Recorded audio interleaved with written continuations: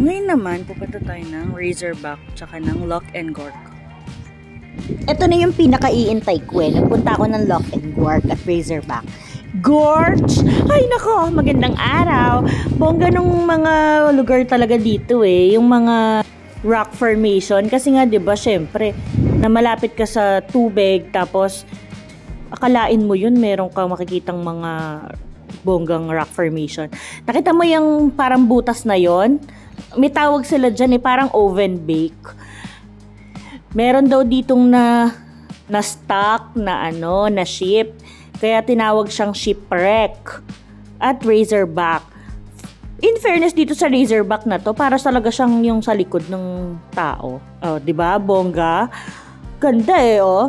Pero syempre dahil sa erosion at dahil sa global warming, nasisira na siya paunti-unti. Katulad nung sa 12 Apostles. So, ayun na nga. Kailangan nating ingatan ang Mother Nature.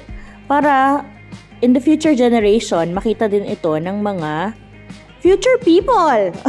Tandaan nyo, pag pupunta kayo dito, lalo pag winter, magdala kayo ng jacket, doble-doblehin nyo kasi sobrang hangin dito. Siyempre, open space. O, pag naman summer, maglagay kayo ng sunblock. And in fairness naman, kapag winter, mag-sunblock din kayo, iba pa rin yung init ng araw. Bongga talaga tong place na to.